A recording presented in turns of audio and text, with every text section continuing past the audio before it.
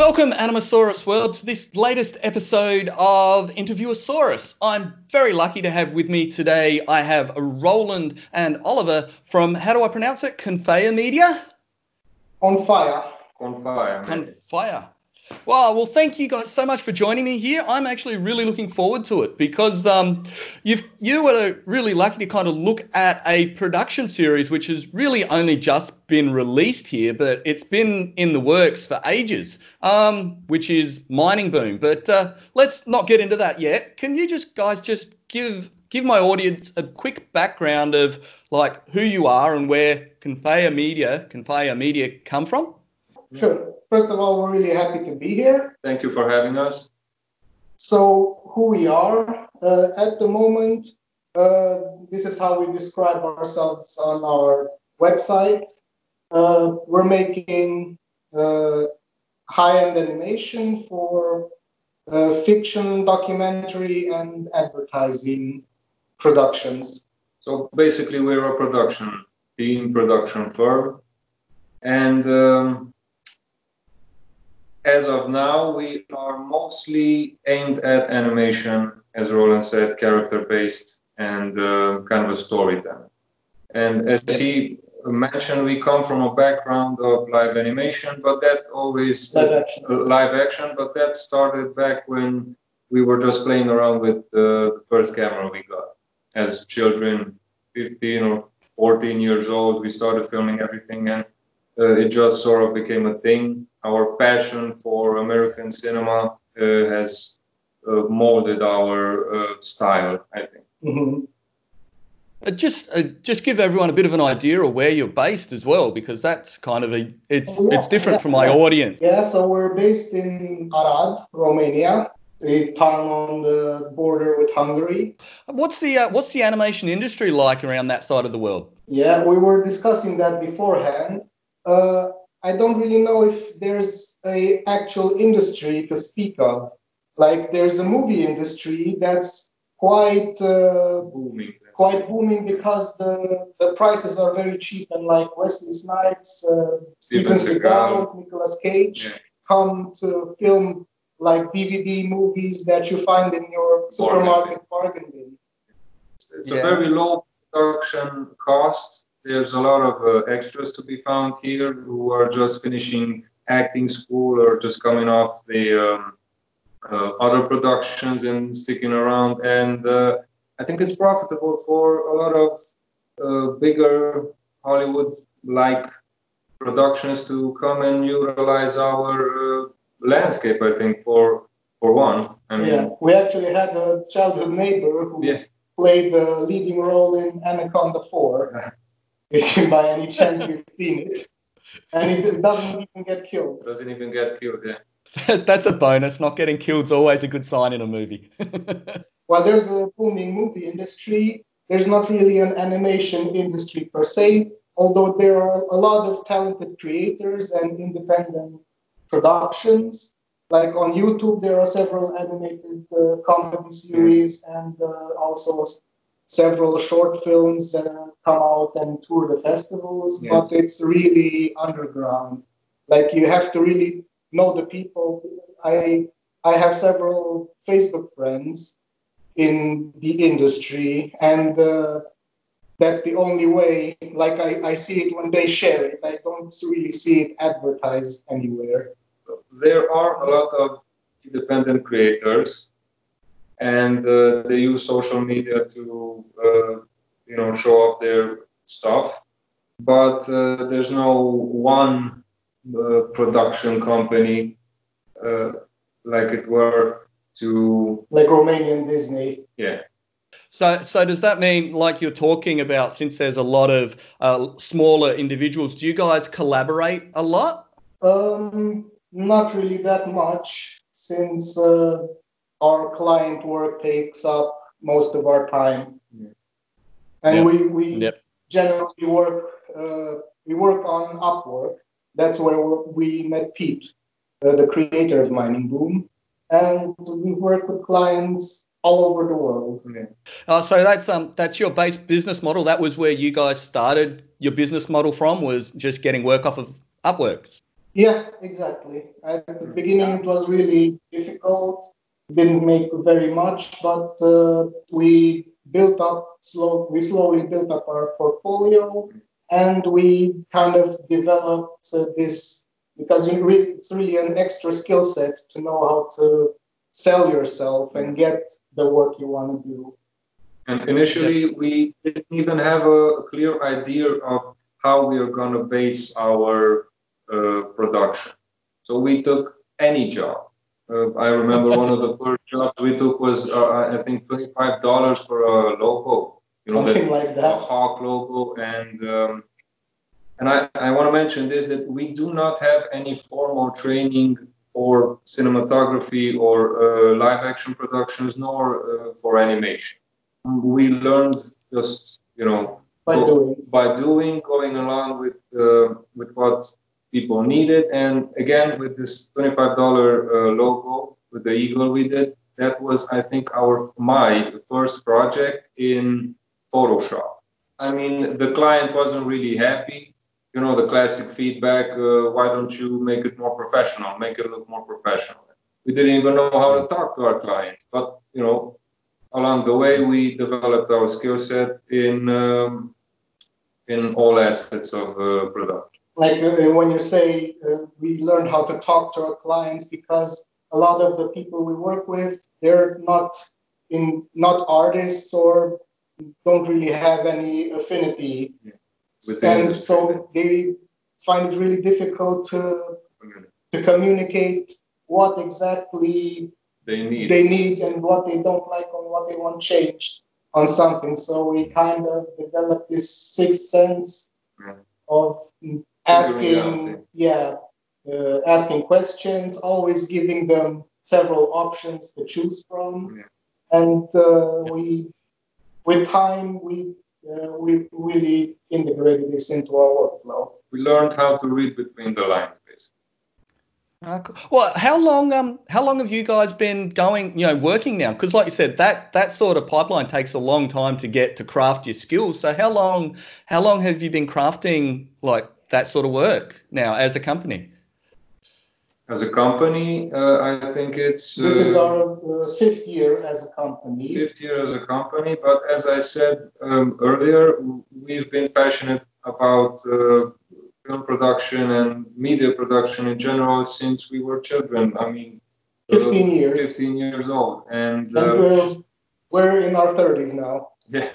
And so we started with, independent projects, just doing them for fun, learning new effects as we needed them, or editing as well. So in a professional setting, yes, around 5 years, I think. But as a passion, as a hobby, it's more than 15. And for the last 4 years, we've been doing animation. Yeah. And for the last 3, we've been working almost exclusively with Mining Boom. Well, let's turn on to Mining Boom now. So did that job just actually come to you? Did Pete find you just on Upworks and approach you, or did you have to pitch for it? Pete posted the job on Upwork, and we applied to it. And from the get-go, the description really sent a message that this is something we really want to do. So we applied to the job. Pete got back to us. We scheduled a Skype interview. And from there we basically got started. So what he did, he has been working for 17 years in the mining industry. So he has a lot of stories to tell, and this was his preferred platform to tell. Yeah, stories. So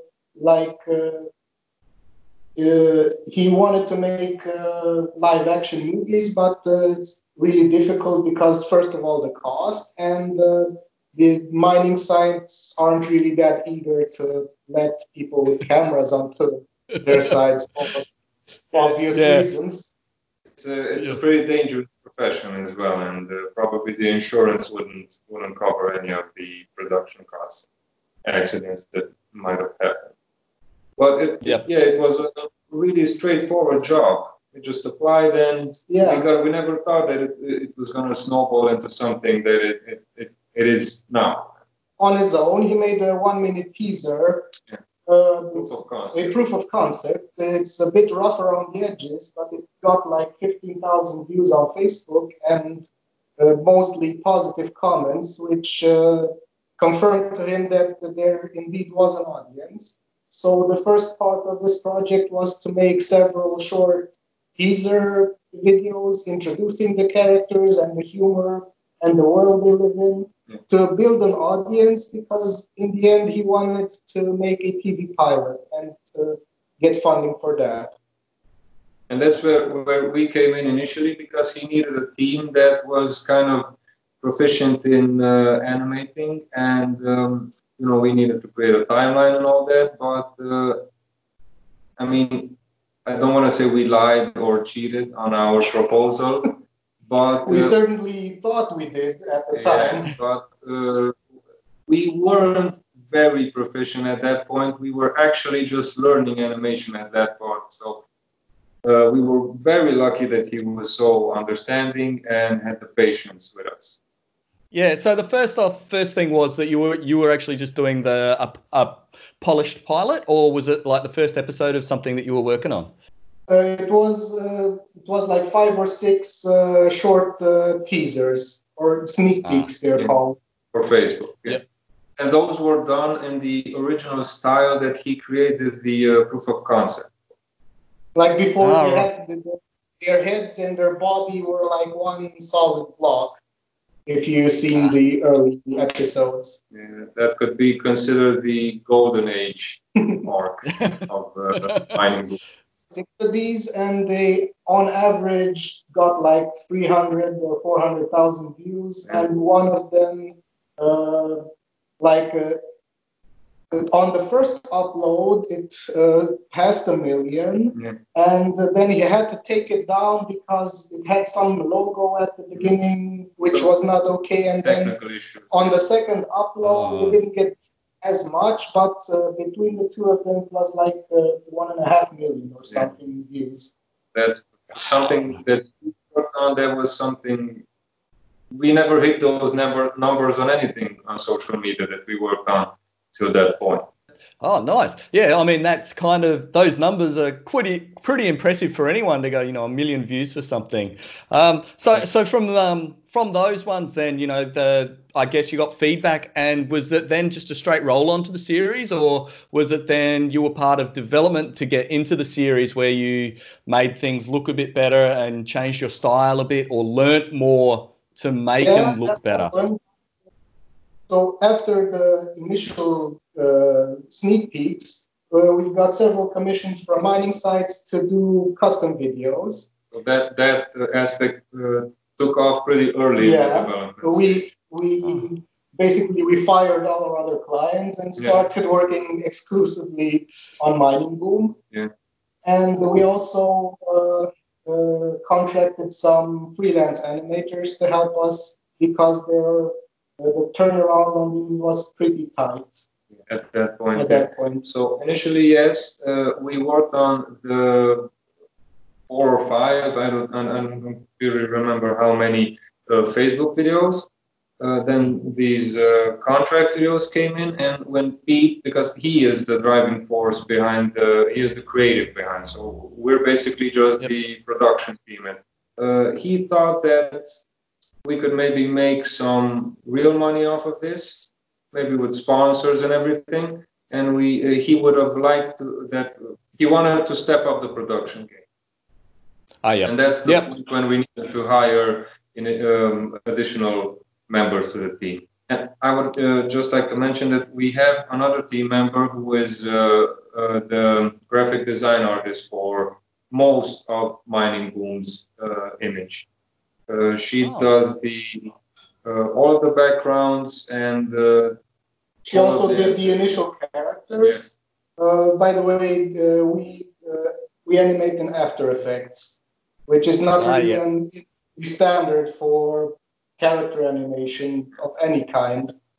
It does the job really nice. And it's something we know. That's all. Yeah, so basically what happened, she did the initial character designs, but in the process of rigging and creating the controls, we converted most of her artwork from Illustrator into shapes inside of After Effects, which we then had to edit ourselves. So going forward, we did most of the character designs by basically building on top of the old rigs. Yes, but her hand was always in the backgrounds and assets and all of those. This was then 5 episodes that you were doing. What sort of time frame did you have to work them in? 2 or 3 weeks per sneak peek. I think so, yeah. Yeah, like it was some time in between. Like we did the first sneak peek, then we did some other project, then we did another. At that point, it was just me and Alina, our illustrator. Yeah, and then at some point, another one came in, and I was busy with another project, so I helped Oliver. I asked Oliver to help me with that project, so that's how he got involved. And yeah, so after another few episodes, we went full time on mining. But at this point, the point that Roland is talking about, this was kind of a feeling out process period. We started to see what works, what doesn't. We tried to develop a kind of a style that would be a signature for the series, and we tried to make something original. We didn't have, so these weren't really discussions we had. Yeah, the way Oliver describes it, it's like a really intentional and purposeful process, but it wasn't. We didn't really discuss it between us. It just happened organically, and we really hit a wall when we started to work with other animators because we had difficulty explaining to them exactly what we wanted and what the details were that mattered to us. Because the process was basically, we were working on an episode. I would do something interesting by accident or just because I was trying to accomplish something new and interesting. And if I liked it, I would just call Roland over and say, hey, look, is this cool? Do you like it? Could we maybe implement it in the next episode or something? And we went, okay, if Pete likes it and everybody signs off, then yeah, this can be a thing. And that's the whole process up to and including, I think, most part of Series 0 as well. So it was sneak peeks, which isn't really a proper series, like imagine the Tracy Ullman shorts for The Simpsons, if you will. Yes. Yeah. Little inserts that just have like a one-line gag or something like that. Exactly. Really short, 2 characters at most. Mostly talking, very minimal action. Then came Series 0, which was so initially Pete wanted to make a half-hour TV pilot, but one of the conditions from Screen Australia to get the funding was to make it a web series, so we split it up into 5 episodes of around 5 minutes.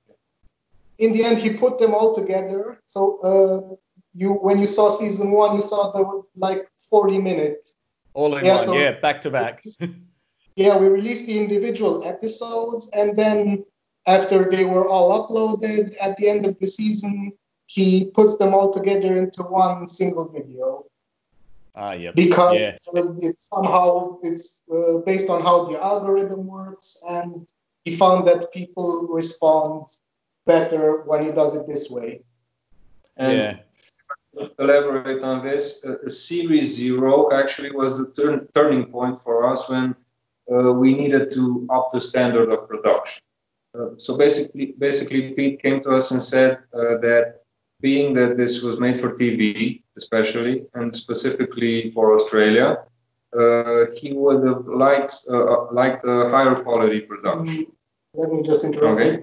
It never really was that specific about quality. Okay. I think it was mostly our own ambitions because we knew we're making this for TV, and this needed to be great. If it was to be picked up, we had to give it our best. So we went above and beyond because we needed to prove ourselves. Working with Pete, he's really a great director to work with because he's not very specific about technical details, as long as the story and timing and the jokes are on point. That's the point when we started thinking about developing a new rig, something that would be more dynamic and versatile for something.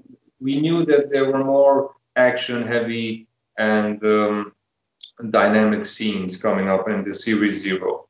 And then Roland, because he usually takes care of these technical issues, developed a new rig.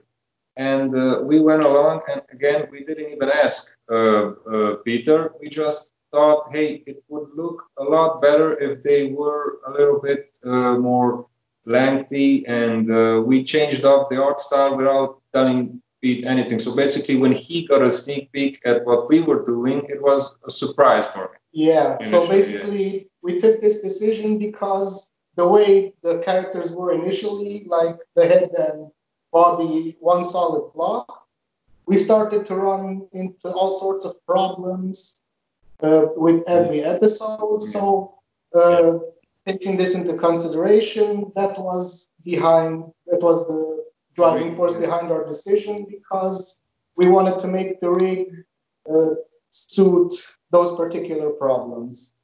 There was Deep Fried sitting in a wheelbarrow, drunk and singing. And the way he was positioned, it was all, his face started to distort and it didn't really look good at all. So that's why we decided to separate the heads from the body and also add some more details on the shape of their body. Yeah, so you refined your characters so you had more versatility to be able to animate with them. So this is, getting into Series 1, how big did your team actually grow during the process? Yeah, so that's a really interesting question, because we did, for Series 0, we worked with 6 animators beside ourselves. Yep. And because, so in the end, the pilot didn't get picked up, although it toured the festivals as a short film, and also won Best Animation at the LA Film Awards, which is like a monthly festival. This was in March 2019. So for the edition of that month, the TV pilot won Best Animation. So to try and answer a question, yes, initially for Series 0, we initially wanted to build a team here locally. We thought that if we had a centralized kind of unit, we could set up a lot of workstations here at the office and have a lot of animators in-house. It would be a very streamlined workflow. But that fell true because maybe we didn't advertise our need for new animators that well, or maybe because a lot of them weren't really versed in our workflow and rig. Yeah, like what we do is really specific. Like I said, like not a lot of character animation is done in After Effects, at least for the productions we work in. So the most, if you go on YouTube and search for character animation in After Effects, what you'll get mostly is stuff that you'll see in explainer videos and motion graphics. Yeah. So that point when we decided that we really need to expand our team more than just locally. So we started picking up animators and designers and graphic artists to help us out from Upwork. Back to what you know and back to what's worked with you. It's good to hear. That leads you in. So once you've actually got into season 1, then how long did you have for the period for that to actually run for? After season 0, then how long did you get for season 1? The timeline for season 1 was actually really flexible because, like I said, since the TV pilot didn't get picked up, but it had a small but loyal fan base, almost like a cult following, because 90% of the audience is like the workers on the Australian mine sites. Yeah. And Yeah. so Pete did another Kickstarter. Fundraiser. A fundraiser on Indiegogo, I believe, to raise the funds for another season, this was going to become season 1. I don't really remember what the goal was, but he only managed to raise about 20% or something like that of the initial funds. But the good part with Indiegogo is you get to keep the money even if you don't get all the way. Since he made the conscious decision that the show is going to be on YouTube, it's obviously we had to scale down the production.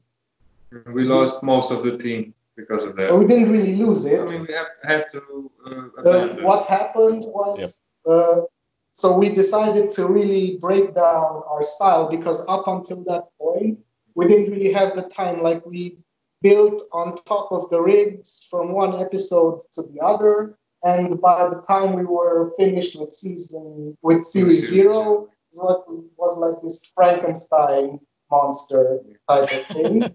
So we decided to make a tutorial for the animators we're going to work with, considering all the problems we encountered during series 0. And in making the tutorial, we realized how we could scale it down to the point that we could do it between the two of us. Yeah. And Alina, our colleague, doing all the artwork and assets and tools necessary. So series 0 had a much tighter time frame. I remember working especially on the Christmas episode. No, that was before series 0. Oh, okay. Yeah. On series 0 we had I believe 4 months for 5 episodes. The whole development. From the moment we started animating. Initially, we thought that we could come up with one episode per month, I think. But the last couple of episodes, I think we did it in 1 month. Yeah, the first episode really dragged because we were working out a lot of issues, we were communicating with starting the to warm up at that point. Yeah, and by the time we had 1 month left, and we still had episodes 4 and 5. Yeah. So we split the episode between us. Yeah. And that was kind of the crunch period. Yeah, so when I say we split it between us, the way we worked on series 0, I was basically the animation director or an animation supervisor. I kept the contact with Pete and also the other animators. And Oliver was,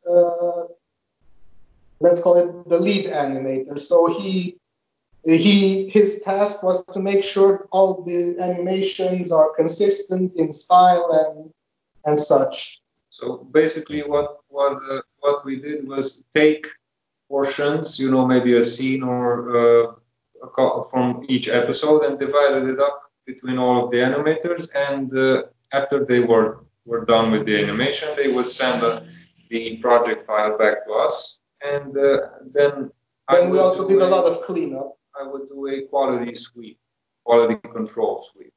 Wow, that sounds very technical and a lot of fun, because like you said, it's only really the two of you kind of meshing together to make the whole series come together. So it's really cool to hear the pipeline you put in place, especially working with After Effects. I've worked with After Effects. I've done a short film on After Effects as well.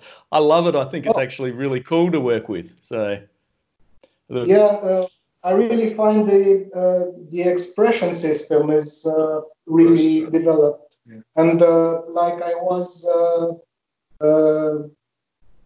in school, like we had informatics. I don't know how it's what it's in Australia. So basically, IT class where you learn to work with a computer. Yeah. So we did some programming in school, and I was kind of good at it, but I wasn't really good at math, so I didn't really get that far. But when working with After Effects, that skill really came in handy because basically we developed this system where we can basically rig anything to some simple controls so you can keep track of it. Like if you look at at the character in After Effects, you have like 10 layers, which are the controls that you actually work with, and then hidden away at the bottom, about 10 times as many layers that you don't really have to touch. It's really technically convoluted, but for an I'll use the term engineer here really loosely. I think it would make a lot of sense. Yeah, it's an engineer's wet dream. Yeah, it would make a lot of sense and quite versatile. Excellent, and it's your own, it's your own pipeline. How long ago was it that you actually wrapped up now on that part of Mining Boom? On season 1. Season 1. Yeah. 2 months back. At the beginning of the year, I think, yeah. March, something like that, March. And ever since then, we've been working on these safety videos for Mining Boom, but nothing official yet for the original series. Okay, cool. So what have you guys then been doing with your since you've got a bit of time on your hands? What sort of things you've been working on? Yeah, well, initially we thought about finding work again, but we started talking to Peter, and he said that the safety videos will be coming, maybe spaced out a bit more than usual. So we have time to focus on other project, but not really on something that would be very big or time-consuming, obviously, because we wouldn't want to. Yeah, at any time we can get an email from Peter that we have a new custom ready to go, and that would make things kind of problematic. So we started focusing on some personal projects in the meantime.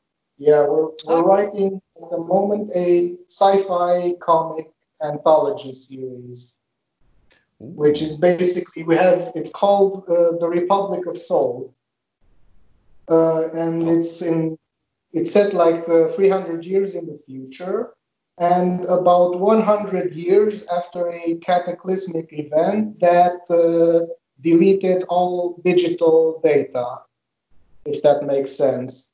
And then humanity had to put the pieces back together again. So we focused mostly on not a specific story necessarily. We have a specific story as well, but we wanted, and this was originally Roland's idea, of creating a universe where we create the rules, and anybody could come in and start writing a story just as you would for an anthology series. Yeah.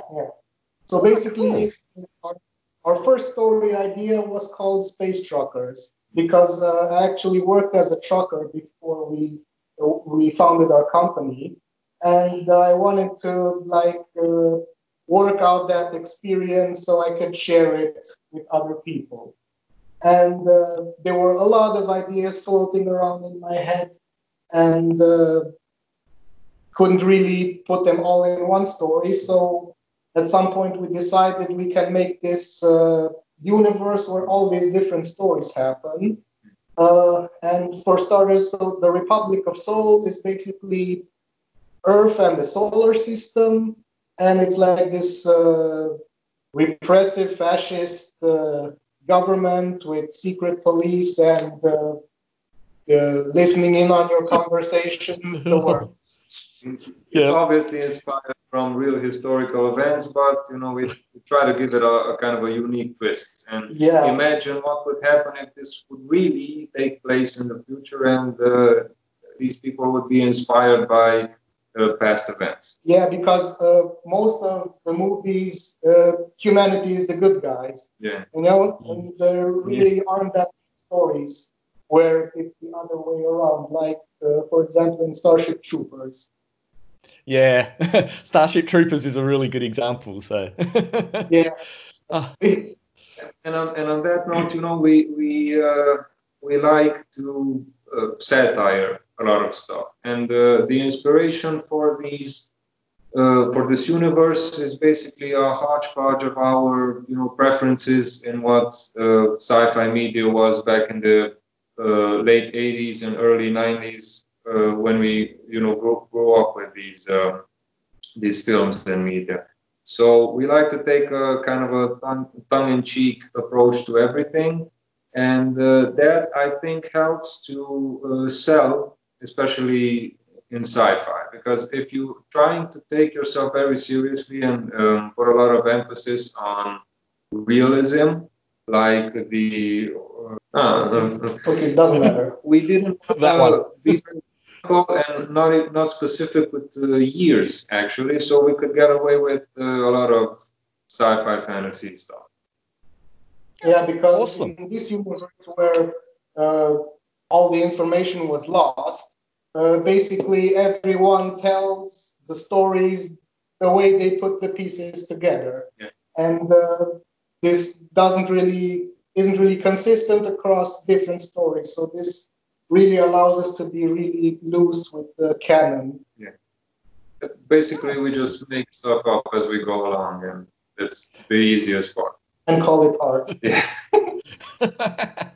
All right, so I'd like to thank you guys. Thank you so much for actually sharing your story with me. You know, it's really interesting to see how like animation can develop somewhere across the other side of the world and still have an impact, you know, like you guys now have impacted quite a lot of Australians with the stories that you've been able to put together and show. So thanks so much for being on this adventure with us. For having us, and thank you for offering this platform. Excellent. All right. And so for my Anima-saurus world, I'll say thank you so much for listening. Definitely look these guys up. I'll have links down in the description to their local website so you can check them out, or their Upworks place if you want to actually acquire them for some other work or hit them up for stuff. But until the next time, I'll say bye-bye.